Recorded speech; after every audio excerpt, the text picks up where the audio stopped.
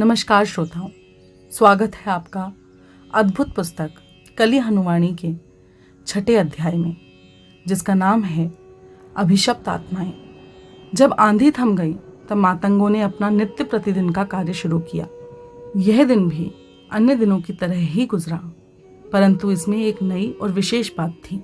जैसे जैसे दिन आगे बढ़ा, मातंगों के उस वर्ग की संख्या बढ़ती गई जिन्हें हनुमान जी के आने की सूचना मिल गई थी।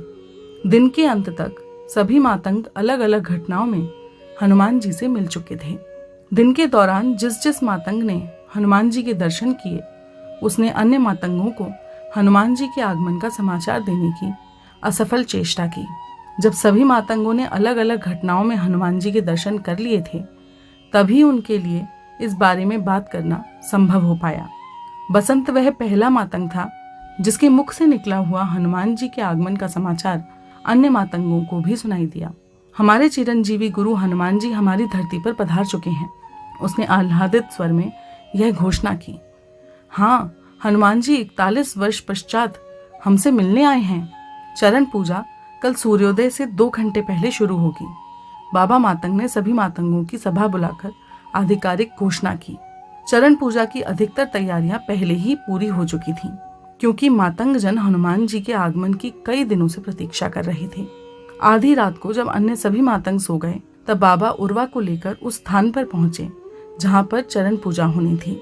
उन्हें कुछ ऐसे अनुष्ठान संपन्न करने थे जो पूजा शुरू होने की पिछली रात करने होते हैं। इस गोलाकार स्थान की परिधि काले और श्वेत रंग के पत्थरों से अंकित थी। हर पत्थर के ऊपर एक मिट्टी का दीपक रखा हुआ था। इस अनुष्ठान में 164 दीपकों को एक विशेष तेल से प्रज्वलित किया जाना था। उस तेल को बनाने की विधि रहस्यमयी थी और उसका रहस्य केवल बाबा और माता को पता था। उन्हें यह रहस्य आने वाले दिनों में उर्वा और उर्मी को देना था, जो आगे चलकर मातंग कबीले की कमान संभालने वाले थे। परिधि के बाहर 4 दिशाओं में 4 अन्य दीपक स्थापित थे। यह इधर कौन आ रहा है? बाबा ने अनुष्ठान को बीच में रोकते हुए पूछा। दूर से एक आकृति अनुष्ठान स्थल की ओर आती हुई दिखाई दे रही थी। उन्होंने उर्वा को आदेश दिया, यहाँ पर हमारे अलावा कोई अन्य नहीं होना चाहिए। जाओ और उस व्यक्ति को वहीं पर रोको, दौड़ कर जाओ। आदेश पाकर उर्वा दौड़ा। जैसे ही उसने उस आकृति को पहचाना, उसकी गति धीमी हो गई। वे कोई और नहीं अपितु उसके चाचा बसंत थे। चाचा जी, आप यहाँ क्या कर रहे हैं? उर्वा ने पूछा। आपको ज्ञान है ना कि इस समय चरण पूजा की अनुष्ठान स्थली के आसपास किसी अन्य का होना वर्जित है? मुझे खेद है, मुझसे त्रुटि हो गई। बसंत ऐसे बोल रहा था जैसे कोई नींद में बड़बड़ाता है, परंतु उसके भाव उस चोर की तरह थे जिसका सामना चौकीदार से हो जाता है। उसने बहाना लगाया, मैं चरण पूजा के पहले सत्र का यजमान हूँ। मुझे बेचैनी हो रही थी, इसीलिए मैंने सोचा कि मैं थोड़ा सैर कर लूँ। अब मैं लौटता हूँ। मेरा अनुष्ठान में विघ्न पैदा करने का कोई प्रयोजन नहीं था। अपने चाचा के वहां से दूर चले जाने के पश्चात उर्वा वापस चरण पूजा स्थली पर लौट आया। कौन था वह और उसका यहाँ पर आने का क्या प्रयोजन था? बाबा ने पूछा। दीपक के प्रकाश में उनके चेहरे पर चिंता की लकीरें स्पष्ट दिखाई दे रही थीं। उर्वा ने उत्तर दिया, वे चाचा बसंत थे। मुझे लगता है कि वे निद्रा भ्रमण कर रहे थे। वे ऐसे बोल रहे थे जैसे कोई नींद में बड़बड़ाता है।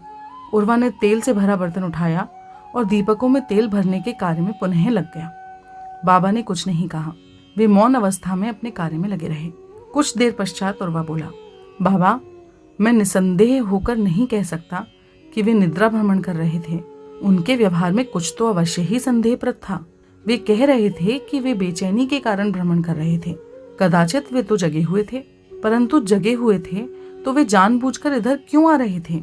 यदि चाचा बसंत की जगह किसी अन्य कबीले का व्यक्ति होता तो अवश्य ही मुझे उसकी नियत पर शक होता। क्या आप निसंदेह कह सकते हो कि वह बसंत ही था?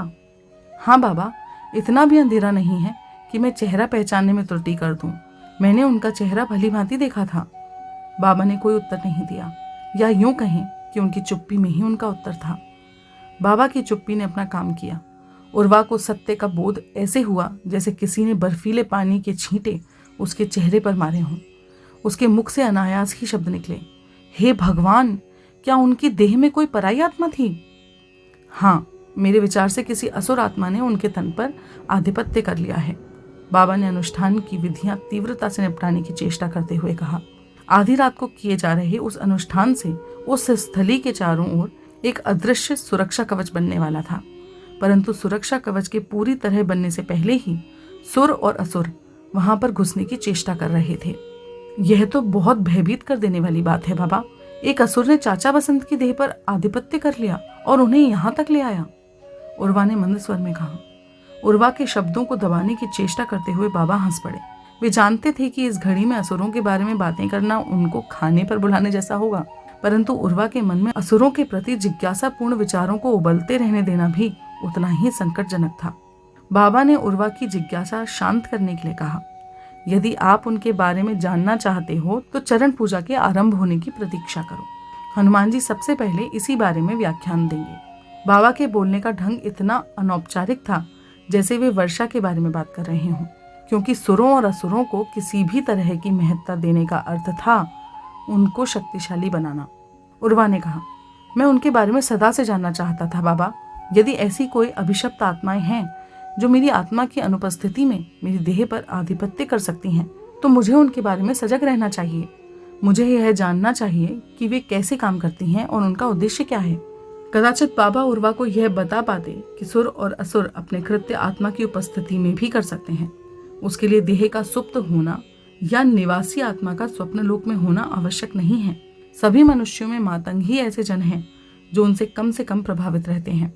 अनुष्ठान स्थली की परिधि पर रखे सभी दीपकों में तेल भरने के उपरांत बाबा को अभिशप्त आत्माओं के बारे में वार्ता समाप्त करने का सरल उपाय मिल गया। उर्वा, परिधि के बाहर रखे चारों दीपकों में जाकर तेल भर दो। मैं उन दीपकों को संभालता हूँ जो केंद्र में रखे हैं, और हाँ, वे चारों दीपक अभी तुरंत प्रदीप्त करने हैं। परिधि में रखे 164 दीपकों की तरह उन्हें तेल भरकर ऐसे ही नहीं छोड़ना है। अब उर्वा की जिज्ञासा को एक नया विषय मिल गया था।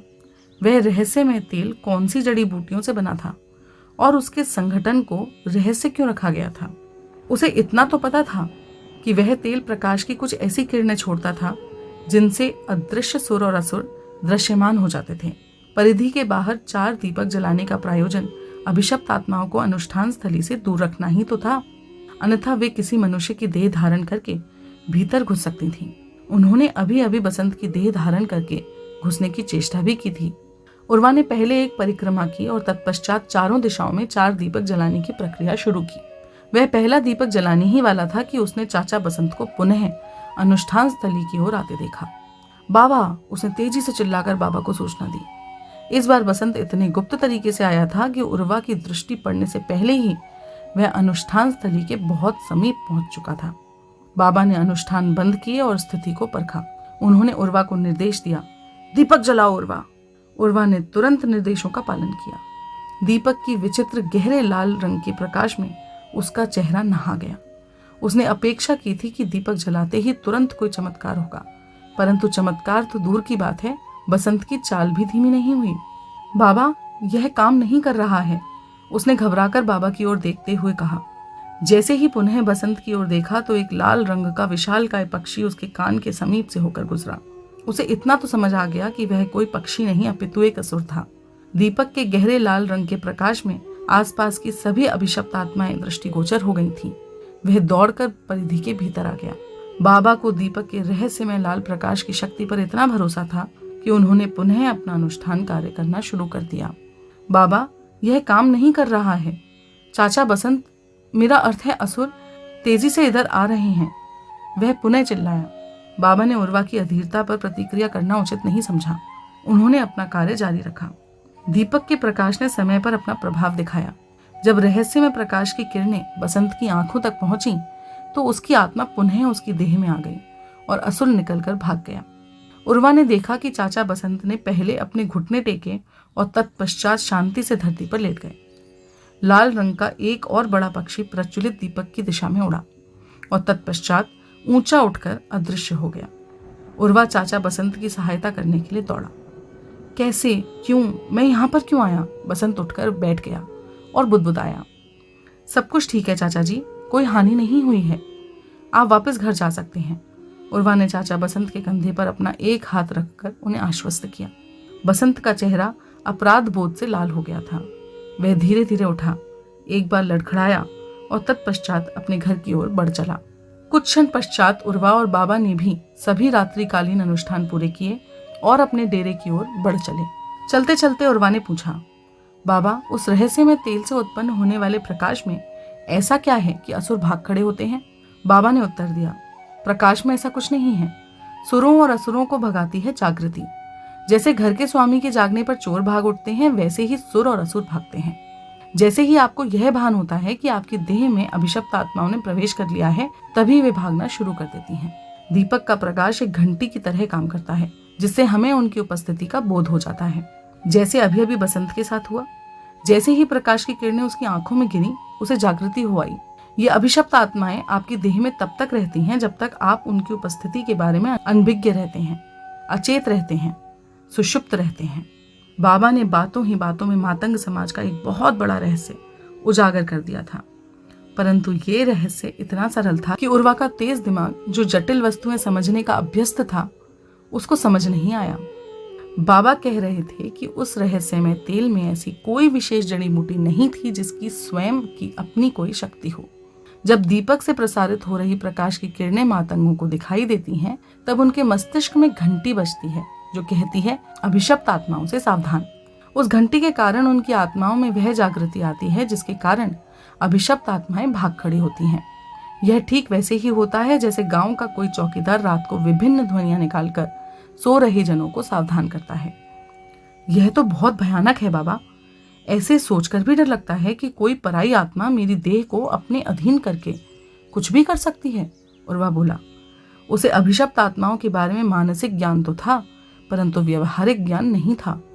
उन पराई आत्माओं द्वारा उसके चाचा बसंत की देह में घुसकर अनुष्ठान बिगाड़ने का प्रयास करते देखकर उसके तो पसीने ही छूट गए थे।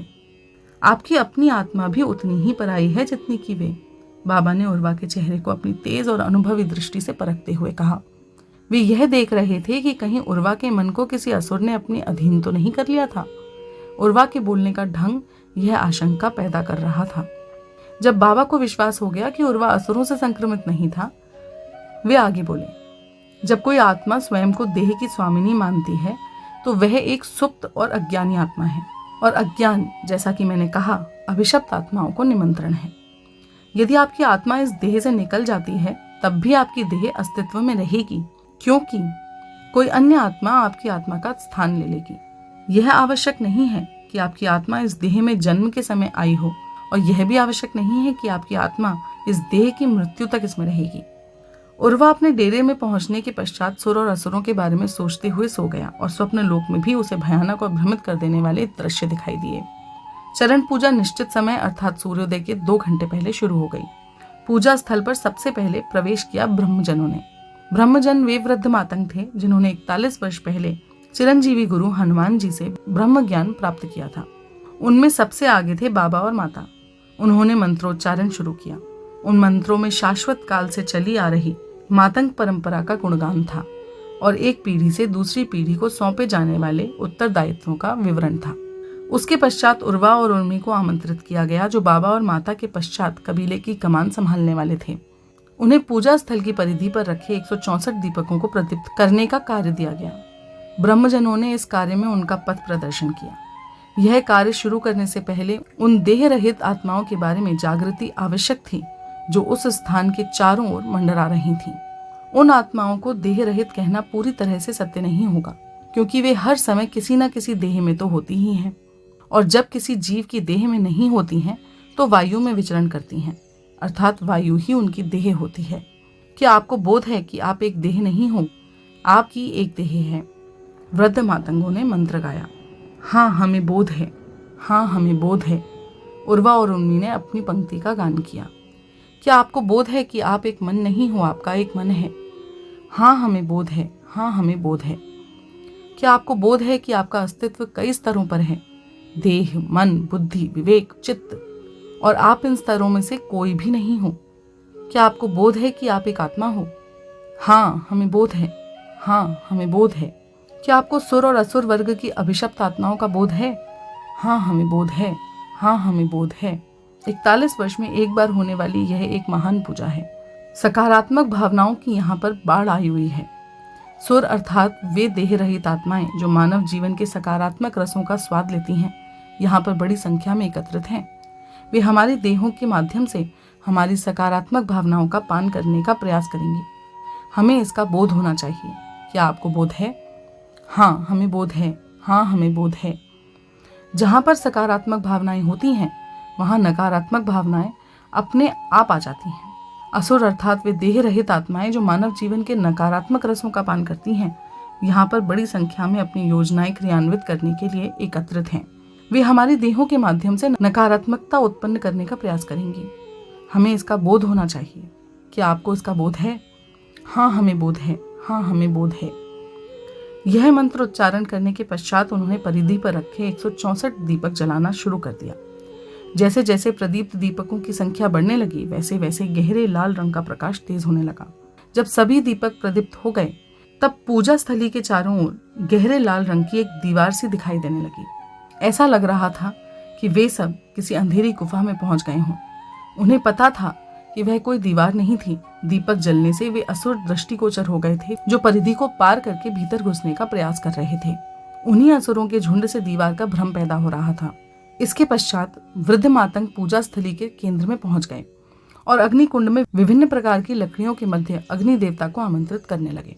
अग्नि देवता ने प्रकट होने में तनिक भी देरी नहीं की। मातंगों द्वारा अग्नि देवता को दी जा रही एक विशेष पवित्र द्रव की आहुति से एक सुगंधित धुआं उत्पन्न हुआ। श्वेत रंग का वह धुआं ऊपर उठकर गुंबज का आकार ले रहा था। उन्हें पता था कि वह कोई वास्तविक गुंबद नहीं था। श्वेत धुएं के कारण वहां पर उपस्थित सुर दृष्टिगोचर हो गए थे, जो पूजा स्थल के भीतर घुसने का प्रयास कर रहे थे। उन्हीं के कारण गुंबद का भ्रम पैदा हो रहा था। गहरे लाल रंग की दीवार और ऊपर श्वेत रंग के गुंबद ने एक विशेष गुफा का निर्माण कर दिया था। इस गुफा को मातंग पवित्र गोलार्ध भी कहते थे। जितनी बड़ी पूजा होती है, उतनी ही बड़ी संख्या में सुर और असुर आते हैं और उतना ही विचित्र गोलार्ध पूजा स्थली के चारों ओर बनता है। इसके भीतर उपस्थित व्यक्ति को ऐसा लगता है जैसे वह किसी अन्य लोक में पहुंच गया है। उर्वा, उर्मी और वृद्ध मातंग जन अग्निकुंड के सामने हाथ जोड़कर, आंखें बंद करके और सिर झुकाकर खड़े हो गए। अग्निकुंड के उस पार हनुमान जी का आसन था। उन्हें बुलाने के लिए उनके शिष्यों ने विभिन्न मंत्रों का उच्चारण किया, जिनमें उनके हनुमान जी के साथ सदियों पुराने रिश्ते का विवरण था। मंत्रों में इस बारे में भी प्रस्तुति थी कि कैसे मातंगों ने विभिन्न कठिनाइयों में अपनी संस्कृति को जीवित रखा था। मेरे प्रिय शिष्यों, अपनी आंखें खोलो। हनुमान जी की गहरी दिव्य वाणी पवित्र गोलार्ध में गूंजी। गोलार्ध में उपस्थित मातंगों ने अपनी आंखें खोली और भूमि पर साष्टांग प्रणाम किया। हनुमान जी की दिव्य उपस्थिति के कारण वे काल का बोध खो बैठे थे। किसी को नहीं पता था कि वे कितनी देर वहां पर साष्टांग अवस्था में भूमि पर लेटे रहे। उन्हें तो यह भी नहीं पता था कि वे भूमि पर लेटे हुए थे या शून्य में तैर रहे थे। जब उन्हें वापस काल का बोध आया, तब उन्हें ऐसा लगा जैसे उनके पुराने तन हिम के पिंडों की भांति पिघल गए थे और उनकी सभी अशुद्धियां निकल गई थीं। जब हनुमान जी ने अपना आसन ग्रहण किया, तो बाबा ने उर्वा को निर्देश दिया कि वह पूजा के प्रथम यजमान को दिव्य गोलार्ध के भीतर लाए। पहले यजमान थे चाचा बसंत। उन्होंने अपना स्थान ग्रहण किया। उसके पश्चात अन्य मातंग जो गोलार्ध के बाहर खड़े थे, उनको भीतर बुलाया गया। उर्वा और उर्मी ने उन मंत्रों का उच्चारण किया जिनके माध्यम से सभी को अभिशप्त आत्माओं की उपस्थिति के बारे में चेताया जाए। उन मंत्रों के उत्तर में नए सभाजनों ने उच्चारण किया, हाँ हमें बोध है, हाँ हमें बोध है। मातंगों की पूजा एवं अनुष्ठानों का एक मुख्य भाग ज्ञान की वार्ता होती है। उसी वार्ता को शुरू करने के लिए उर्वा ने सबसे पहले अपनी जिज्ञासा चिरंजीवी गुरु के सामने रखी। हे देव, मुझे नहीं पता कि यह मेरी आत्मा बोल रही है या कोई पराई आत्मा। कृपया हमें विस्तार से बताइए कि कैसे पराई आत्माएं हमारे तन व मन का प्रयोग करती हैं और ऐसा करने के लिए वे क्या ढंग अपनाती हैं। मैं विशेष रूप से अभिशप्त आत्माओं के बारे में जानना चाहता हूँ। अपनी जिज्ञासा प्रकट करने के पश्चात उर्वा अपने स्थान पर बैठ गया और सभी मातंग इस विषय पर हनुमान जी की वाणी सुनने लगे। मैंने कल रात एक भक्त के घर एक घटना घटित होते देखी। उसका नाम अशोक है। वह रात्रि भोजन कर रहा था। अचानक उसकी आत्मा के स्थान पर एक पराई आत्मा आ गई। उसकी पत्नी उसके सामने ही बैठी थी और उसको देख रही थी। उसे अपने पति में तब तक कोई परिवर्तन दिखाई नहीं दिया जब तक कि उसने अचार के लिए नहीं पूछा। परंतु आपको तो अचार से घृणा है, वह आश्चर्यपूर्वक बोली। तो क्या हुआ, आज मेरा मन कर रहा है अचार खाने का। घर में है कि नहीं? अशोक ने पूछा। हाँ है, अचार तो है, वह बोली और अचार लाने के लिए रसोई में चली गई। जब तक वह वापस आई तब तक अशोक की आत्मा उसकी देह में पुनः आ चुकी थी और पराई आत्मा जा चुकी थी। ये लो अचार। वह अचार के बर्तन से थोड़ा सा अचार निकालते हुए बोली। अशोक की आत्मा ने उसके तन मन से एक क्षण के लिए मिलान किया। उसके मुख से प्रश्न निकला, क्या मैंने अचार मांगा था? क्योंकि उसके तन मन में अचार के मांगने की स्मृति पहले से थी तो मिलान सही निकला। आत्मा को उसमें कुछ भी विचित्र नहीं लगा। उसने प्रसन्नता से अचार का स्वाद लिया। यद्यपि अचार खाने की इच्छा उसकी स्वयं की थी ही नहीं, वह इच्छा तो एक पराई आत्मा द्वारा रोपित की गई थी। प्राय पराई आत्माएं जिस भी तन मन में अतिक्रमण करती हैं उसी के अनुसार ढल जाती हैं। इसलिए मूल आत्मा को कोई आशंका भी नहीं होती। यदि पराई आत्माएं तन मन में कोई थोड़ा बहुत परिवर्तन लाती भी हैं तो मूल आत्माएं या तो उसको अनदेखा कर देती हैं या उसको स्वाभाविक मान लेती हैं। अशोक की आत्मा के साथ भी ऐसा ही हुआ। उसने एक रोपित इच्छा को अपनी इच्छा मान लिया। आत्माओं की ऐसी अदला बदली एक साधारण बात है। भक्तों को समस्या से बचाने के लिए मैं भी कई बार ऐसी अदला बदली का कारण बनता हूँ। कल उर्मी की आत्मा ने एक राम नारायण नामक वृद्ध व्यक्ति की आत्मा के साथ अदला बदली की थी। बाबा जैसे ज्ञानियों को छोड़कर आप में से किसी ने उसमें कोई परिवर्तन अनुभव नहीं किया। इसीलिए ऐसी अदला बदली में कोई हानि भी नहीं है। यदि ऐसी अदला बदली देवताओं द्वारा कराई जाए तो इससे मूल आत्माओं और पराई आत्माओं दोनों का ही भला ही होता है। समस्या तब पैदा होती है जब पराई आत्माएं अपने स्वयं के कर्मों और इच्छाओं को अतिक्रमण किए हुए तन मन पर थोपने लगती हैं। पराई आत्माओं में जो अभिशप्त आत्माएं होती हैं, सुर तथा असुर, वे ऐसा करने के लिए कुख्यात हैं। साधारण आत्माएं जिस भी तन मन के साथ जुड़ती हैं उसी को अपना मान लेती हैं। उस तन मन में जो भी भावनाएं पैदा होती हैं, चाहे वे सकारात्मक हो या नकारात्मक, उसी को वे अनुभव करती हैं। जब तन मन बेकार हो जाता है और अंततः मर जाता है तभी वे कोई दूसरा तन मन धारण करती हैं, दूसरा जन्म लेती हैं। परंतु अभिशप्त आत्माएं अलग ढंग से तन मन के साथ जुड़ती हैं। सुर आत्माएं केवल जीवन के सकारात्मक रसों का पान करती हैं और असुर आत्माएं केवल नकारात्मक रसों का। ऐसा करने के लिए वे एक तन मन से दूसरे तन मन में लगातार भटकती रहती हैं। किसी एक तन मन में सकारात्मकता, नकारात्मकता और उदासीनता के उतार चढ़ाव आते रहते हैं। इसलिए वे एक तन मन में अधिक समय तक नहीं टिकती। भय, क्रोध, विषाद, घिन, सदमा, निष्ठुरता आदि मानव जीवन के नकारात्मक रस हैं। कल्पना करो कि कोई असुर है। वह किसी ऐसे व्यक्ति की पहचान करता है जो भयभीत है। वह उसके तन मन में घुसकर उसके भय का रस पीता है। वह उसके भय को जहां तक हो सके लंबा खींचने की चेष्टा करता है। जब भय नहीं रहता है तब वह उस तन मन को त्याग देता है। तत्पश्चात वह अपने अगले लक्ष्य को खोजता है। मान लो कि उसे कोई विषादग्रस्त मनुष्य मिलता है। वह उसके तन मन में घुसकर विषाद का रस पीता है और उसे लंबे समय तक खींचने की चेष्टा करता है। जब उस तन मन में विषाद नहीं रहता है तो वह उसको त्याग देता है। तत्पश्चात वह आगे नए तन मन की खोज करता है जो भयभीत हो या क्रोधित हो या विषादग्रस्त हो या घिन्न से भरा हो या सदमे में हो या चिंताग्रस्त हो या निष्ठुर हो आदि आदि। हर्ष, विश्वास, आशा, सुखद आश्चर्य, सहानुभूति आदि मानव जीवन के सकारात्मक रस हैं। सुर ऐसे व्यक्तियों की खोज में रहते हैं जो सकारात्मक मानसिक स्थिति से गुजर रहे हों। वे उनके तन मन में जगह बनाकर सकारात्मक रसों का पान करते हैं और सकारात्मक स्थिति को जितना लंबा खींच सकते हैं उतना लंबा खींचते हैं। अभिशप्त आत्माएं यदि एक बार किसी के तन मन का प्रयोग कर लें तो बार बार उसके तन मन का प्रयोग करती हैं। उन्हें यदि एक बार रस का स्वाद किसी तन मन के माध्यम से मिल गया तो उसी तन मन के आसपास मंडराती रहती हैं और अवसर खोजती रहती हैं। इतना ही नहीं, वे स्वयं के लिए अवसर बनाती भी हैं। उदास होना एक साधारण सी मानवीय बात है और यदि उस उदासी के कड़वे रस को पीने के लिए कोई असुर आपके तन मन में जगह बनाता है तो इसमें कोई हानि की बात भी नहीं है। हानि तब होती है जब असुर आपको लगातार उदास रखता है। वह आपके मन में नकारात्मक विचार भरने का प्रयास करता है ताकि आपको वहां भी समस्याएं दिखाई देने लगें जहां पर कोई समस्या का चिन्ह भी नहीं है। किसी के ऊपर विश्वास करना मानवीय स्वभाव है और इसमें कोई हानि की बात भी नहीं है। यदि कोई सुर उस विश्वास के रस को पीने के लिए आपके तन मन में जगह बनाए, हानि तब होती है जब वह सुर आपके विश्वास को अंधविश्वास में बदल देता है। वह आपके मन में ऐसे सकारात्मक विचार डालता है कि आप अपने शत्रुओं पर भी विश्वास करने लगते हैं। क्रोधित होना भी एक मानवीय स्वभाव है और इसमें भी कोई हानि नहीं है। यदि कोई असुर क्रोध का उबलता रस पीने के लिए किसी तन मन के साथ जुड़े, हानि तो तब होती है जब असुर आपके तन मन को अपने अधीन कर लेते हैं, आपके मन में विचार रोपित करते हैं और आपके क्रोध का प्रयोग अन्य नकारात्मक घटनाओं के बीच के रूप में करते हैं। स्वादिष्ट मिठाइयाँ खाना मनुष्य का स्वभाव है और इसमें कोई हानि की बात नहीं है यदि कोई सुर भी आपके तन मन के साथ जुड़कर उन मिठाइयों का स्वाद ले। हानि तब होती है जब आपके कभी कभार के आनंद को लत बना दिया जाता है। किसी विषय में निष्ठापूर्वक विश्वास करना भी एक मानवीय स्वभाव है। हानि तब होती है जब असुर आपके मन पर नियंत्रण करके आपको अंधा बना देते हैं, जिससे आप अन्य जनों के विश्वास की खिल्ली उड़ाकर घृणा के रस का पान करने लगते हैं। अभिशप्त आत्माओं के 3 प्रकार हैं और उनसे पीछा छुड़ाने के भी 3 मार्ग हैं: सचेत रहना, नकारना और प्रार्थना करना। कुछ अभिशप्त आत्माएं चोरों की तरह होती हैं जो मूल आत्मा में थोड़ी सी जागृति आते ही भाग खड़ी होती हैं। जो ज्ञान मैं आपको दे रहा हूं वह उस घंटी की तरह काम करेगा जो सुर और असुर का संकट पाते ही आपके मन में बजने लगेगी।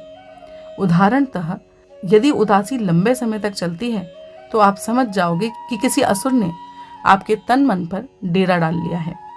यह चेतना उनको आपके तन मन से भगाने के लिए पर्याप्त है। आपको उन अभिशप्त आत्माओं के प्रति भी सचेत रहने की आवश्यकता है जो आपके तन मन पर नहीं अपितु आप जिन जनों के संपर्क में रहते हैं उनके तन मन पर डेरा डाले हुए हैं। उदाहरण के लिए यदि आपका कोई मित्र लगातार किसी बारे में शिकायत करता है तो समझ जाइए कि वह असुरों के नियंत्रण में है। यह समझ आपको उनसे सुरक्षित रखेगी। इस समझ के अभाव में वे असुर आपके तन मन पर भी डेरा डाल सकते हैं। यदि आपके मित्र को किसी चीज की लत है तो समझ जाइए कि उसके तन मन पर असुरों का वास है। यह समझ ही आपको उनसे और उनकी लत से सुरक्षित रखने के लिए पर्याप्त है। अतः जो अभिशप्त आत्माएं चोरों जैसी होती हैं उनसे सचेत रहना पर्याप्त है। कुछ सुर और असुर ठग जैसे होते हैं। वे आपके तन मन को वश में करने के लिए आपको मूर्ख बनाते हैं। मान लीजिए कि आप कुत्तों से घृणा करते हैं। किसी भी चीज के प्रति लगातार घृणा करना तन मन में असुरों की उपस्थिति का सूचक है। असुर आपके संसार को कुछ इस तरह से रंग देते हैं कि आपको ऐसी घटनाएं दिखाई देनी शुरू हो जाती हैं जो आपकी घृणा पर औचित्य का ठप्पा लगा देती हैं। कुत्तों द्वारा मनुष्यों को नोच खाने के समाचार आपके पास आने लगते हैं। आपको ऐसे पीड़ितों के बारे में पता चलने लगता है जो कुत्तों के काटने से भयानक मौत मरे हैं। इस सब के कारण आपकी घृणा एक ऐसे स्तर पर पहुंच सकती है कि आप कुत्तों को मारने और हानि पहुंचाने को अपने जीवन का उद्देश्य बना सकते हैं। बाहरी संसार असीमित है, आप इसका केवल एक सीमित रूप ही देख पाते हैं। यदि आपके तन मन पर असुरों का निवास है तो आप वही देखेंगे जो असुरों के लिए लाभकारी है। वे आपको ऐसी घटनाएं दिखाएंगे जिससे आपके जीवन में उन नकारात्मक रसों का उत्पादन होगा जिनको वे पीना चाहते हैं। वे आपको यह भी विश्वास करा देंगे कि जो आप देख रहे हैं वही पूर्ण सत्य भी है और संसार भी। घृणा के अलावा अन्य नकारात्मक जीवन रसों क्रोध, भय, घिन्न, चिंता, सदमा, निष्ठुरता आदि का उत्पादन शुरू हो जाएगा। इससे आपके मन में निवास कर रहे असुरों की संख्या बढ़ती जाएगी और आपकी मूल आत्मा कोई अंधेरा कोना पकड़कर सोती रहेगी। आप अभिशप्त आत्माओं को ही अपनी आत्मा मानने लगेंगे। ऐसे सुरों तथा असुरों से मुक्ति पाने के लिए आपको अपने दृष्टिकोण को नकारना होगा। आपको यह भी नकारना होगा कि आप जो देख रहे हैं वही वास्तविकता भी है। आपके संसार में घटित हो रही सभी घटनाएं और आपके संसार में निवास कर रहे सभी मनुष्य भी आपके दृष्टिकोण की पुष्टि करें तो भी आपको उसे नकारना ही होगा। यदि कोई ठग आपको कुछ बेचने की चेष्टा कर रहा है तो आपको तब तक न कहना पड़ेगा जब तक कि वह हार कर अपना रास्ता नहीं नाप लेता। जब आप बार बार ना कहेंगे तो वह अपने आप चिड़चिड़ा हो जाएगा और या तो भाग जाएगा या तो अपने सच्चे रंग दिखाने शुरू कर देगा। मान लीजिए कि आप कुत्तों से प्यार करते हैं। आप अपनी दया और प्रेम उन पर बरसाते हैं। इसका अर्थ यह है कि आपके तन मन में जीवन के सकारात्मक रस बन रहे हैं और उनका पान करने के लिए सुर तो आएंगे ही। हो सकता है कि वे आपके तन मन पर लंबा डेरा डालने और कुत्तों के प्रति दया व प्रेम बरसाने के नए नए कारण आपको देते रहें। आप कहेंगे कि इसमें समस्या क्या है? प्रबुद्ध व्यक्ति भी तो प्रेम और करुणा से भरे होते हैं। समस्या यह है कि जब आपके तन मन में सुर रहने लग जाते हैं तो असुर भी अपने आप ही आ जाते हैं। इसमें कोई संदेह नहीं है कि सुर आपके जीवन में सकारात्मकता लेकर आते हैं, परंतु असुर जिनकी संख्या सुरों से कहीं अधिक है आपके जीवन में नकारात्मकता लेकर आएगी। आपको लगता होगा कि सुर और असुर दोनों एक दूसरे के विपरीत हैं। यह धारणा बिल्कुल मिथ्या है। सुर और असुर दोनों का गठबंधन होता है। दोनों एक दूसरे के कार्य में सहायक हो जाते हैं। मान लो कि असुरों ने आपके मन में कुछ ऐसे विचार रोपित कर दिए जिससे आपके जीवन में समस्याएं खड़ी हो गईं और उदासी, क्रोध, भय आदि नकारात्मक रसों की बाढ़ आ गई। इससे आपके और आपके मित्र, परिवार, समाज आदि के बीच खाई बन गई। इससे सुरों का भी काम बनेगा, क्योंकि वे आपके भीतर ऐसी धारणा बना देंगे कि कुत्ते ही सच्चे संगी होते हैं। एक ओर तो आप कुत्तों के प्रति प्रेम दिखाओगे और दूसरी ओर मनुष्यों के प्रति नकारात्मक रवैया दिखाओगे। एक ओर सकारात्मकता के रस के फुहारे फूटेंगी और दूसरी ओर नकारात्मकता के रसों की। सुर और असुर दोनों उसमें आनंद का पान करेंगे। इसका समाधान यही है कि आप अपनी सभी धारणाओं को नकार दो, क्योंकि तन मन में जब अभिशप्त आत्माओं का वास हो तब आपके लिए यह चुनाव करना असंभव है कि कौन सी धारणा आपकी है और कौन सी धारणा उन्होंने रोपित की है। जब आप धारणाओं को नकारने लगोगे तो अभिशप्त आत्माएं भाग खड़ी होंगी और आपका जीवन पुनः सामान्य हो जाएगा। चोर और ठग प्रकार की अभिशप्त आत्माओं से भी दुष्ट होती हैं उपद्रवी प्रकार की अभिशप्त आत्माएं। वे खुले में तन और मन पर अपना राज करती हैं। बसंत के जीवन से एक उदाहरण लेते हैं। एक दिन वह पेड़ की एक पेचीदा टहनी पर चल रहा था। पेचीदा इसलिए क्योंकि पक्षियों का एक घोंसला उस टहनी के ऊपर था। उसने अपनी ओर से पूरा प्रयास किया कि वह सावधानी से आगे बढ़े, तो भी उसका एक पैर नीड़ पर यानी घोंसले पर पड़ गया और भीतर रखे अंडे फूट गए।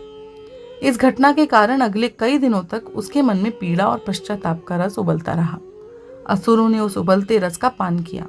उसके भरपूर प्रयासों के विपरीत उसका पैर नीड़ पर कैसे टिक गया था, क्योंकि एक असुर ने वहां पर अवसर देख लिया था और उसके तन को नियंत्रित करके उस घटना को जन्म दिया था। जब अभिशप्त आत्माएं किसी एक छोटी घटना को जन्म दे देती हैं तो वे प्रोत्साहित होकर बड़ी घटनाओं को जन्म देने का प्रयास करने लगती हैं। कुछ दिन के पश्चात बसंत में घुसे उस असुर ने एक और बुरा कार्य करने में सफलता पाई। बसंत उस दिन शहद तोड़ रहा था। तब उसे पुनः एक घोंसला दिखाई दिया जो उसके कार्य में अड़चन बन रहा था। उसने सोचा कि घोंसले में कोई अंडे नहीं है, इसलिए उसने लात मारकर उस घोंसले को नीचे गिरा दिया। तत्पश्चात उसको पछतावा हुआ और उसने स्वयं को दोष भी दिया, यद्यपि वह कार्य भी उसी असुर ने किया था। कुछ दिन के पश्चात उस असुर ने न केवल उसके तन और बुद्धि अपितु उसके विवेक तथा संस्कार पर भी नियंत्रण कर लिया था। बाबा ने उसे नीली चिड़िया का एक पंख लाने के लिए भेजा था। जब उसे कोई गिरा हुआ पंख नहीं मिला तो उसने चिड़िया को मारने का निर्णय ले लिया। एक पंख के लिए किसी मातंग द्वारा एक चिड़िया की हत्या, और उसे पछतावा भी नहीं हुआ, क्योंकि उसके संस्कार उस असुर के अधीन हो गए थे। वह सत्य और मिथ्या में अंतर करने में असमर्थ हो गया था। तत्पश्चात उसने बाबा से इस बारे में बहस भी की। उसका तर्क था कि पक्षी को एक दिन तो मरना ही था। दो मातंगों के बीच हो रहे इस कलह से उत्पन्न नकारात्मकता का रस असुरों ने आनंद लेकर पान किया। प्रार्थना में तीनों तरह की अभिशप्त आत्माओं से आपको मुक्त करने की शक्ति है। आपको किसी भी कालावधि के प्रारंभ में प्रार्थना करनी चाहिए। वह कालावधि एक दिन भी हो सकती है, एक पखवाड़ा भी हो सकती है, एक महीना भी हो सकती है और एक वर्ष भी। दैनिक प्रार्थना कैसे करते हैं? दिन के अंत में अपने देवता को अर्पित करने के लिए कुछ सामग्री लाते हैं। वह सामग्री पत्ते भी हो सकते हैं, फूल भी हो सकते हैं, फल भी हो सकते हैं, या कुछ और जो आपने प्रेम और श्रद्धा से प्राप्त किया हो। अगले दिन सुबह अपने देवता के सामने मौन धारण करके बैठते हैं और अर्पण करते हैं। जैसे जैसे आप अर्पण देते हैं वैसे वैसे पिछले दिन की घटनाएं आपके मन में तैरने लगती हैं। वे सभी घटनाएं अपने देवता को समर्पित कर देते हैं। यदि पिछले दिन किसी घटना से आपको उदासी हुई हो तो वह उदासी भी अपने देवता के नाम कर देते हैं। यदि किसी घटना से आपको आनंद हुआ हो तो वह आनंद भी अपने देवता के नाम कर देते हैं। जीवन ने चाहे आपको कोई सकारात्मक रस दिया हो या नकारात्मक रस, सब देवता के नाम कर देते हैं। अब ना तो सकारात्मकता आपकी रहती है और ना ही नकारात्मकता। सुर और असुरों के लिए आपके तन मन में डेरा डालने का कोई कारण ही नहीं रहता। इस तरह प्रार्थना आपकी आत्मा को शुद्ध कर देती है और आप अपना नया दिन अभिशप्त आत्माओं के हस्तक्षेप के बिना जी पाते हैं। इसी तरह आप किसी भी सप्ताह के पहले अथवा किसी पखवाड़े के पहले अथवा किसी महीने के पहले अथवा किसी भी कालावधि के पहले प्रार्थना कर सकते हैं। जैसा कि आप जानते हैं कि कोई साधारण आत्मा सकारात्मकता और नकारात्मकता के उतार चढ़ाव से गुजरती रहती है। वह तब तक जन्म मरण के चक्कर में फंसी रहती है जब तक कि उसे मोक्ष नहीं मिल जाता। यदि युगों तक किसी आत्मा को मोक्ष न मिले तो क्या होगा? क्या वह अनंत काल तक मानव संसार में ही बंदी रहेगी? दूसरे शब्दों में, क्या आपकी आत्मा के पास इस संसार में विचरण के लिए अनंत समय है? नहीं, इस संसार में न केवल आपकी देह का अपितु आपकी आत्मा का भी समय सीमित है। यदि आप इस संसार को एक मार्ग माने तो आपके नश्वर तन रथों की तरह हैं जो इस मार्ग पर दौड़ रहे हैं। आपकी आत्मा यहाँ पर एक छोटी सी यात्रा का आनंद लेने आई थी, परंतु यहाँ के अनंत मार्गों में उलझ कर रह गई। मार्ग भले ही अनंत हो, परंतु आपके पास यहाँ पर सदा के लिए रहने का अनुमति पत्र नहीं है। यदि एक रथ टूट जाता है, अर्थात एक तन मर जाता है, तो आप दूसरे में प्रवेश कर सकते हैं, परंतु यह सब अनंत काल तक नहीं चल सकता। इस मार्ग पर यात्रा का आनंद उठाने के लिए अधिक से अधिक आत्माएं उतर रही हैं। एक समय आता है जब मार्ग पर इतनी भीड़ हो जाती है कि रथों सहित मार्ग भी विनाश को प्राप्त हो जाता है। मार्ग के दाईं ओर चल रही आत्माएं, अर्थात सकारात्मक कर्मों व इच्छाओं का आधिक्य रखने वाली आत्माएं सुर बन जाती हैं, और मार्ग के बाईं ओर चल रही आत्माएं, अर्थात नकारात्मक कर्मों व इच्छाओं का आधिक्य रखने वाली आत्माएं असुर बन जाती हैं। पुनः एक नया मार्ग उभरता है, परंतु उस पर पुराने अनुमति पत्र लागू नहीं होते। इसीलिए सुर और असुर इस मार्ग पर अवैध यात्री बन जाते हैं। वे चोरी छिपे अथवा बलपूर्वक नए रथों में प्रवेश करने का प्रयास करते हैं। यदि हम मार्ग और रथों की उपमा से बाहर आकर बात करें, आपके पास इस संसार में अनंत समय नहीं है। इस संसार का विनाश होने से पहले आपको मोक्ष प्राप्त करना आवश्यक है। यदि आप ऐसा नहीं कर पाते तो आप या तो असुर बन जाएंगे या सुर बन जाएंगे, और विनाश के पश्चात उभरने वाले नए संसार में भटकते रहेंगे। आप भाग्यशाली हैं कि आप तक मेरे शब्द पहुंच रहे हैं। वे आपको मोक्ष का रास्ता दिखाएंगे।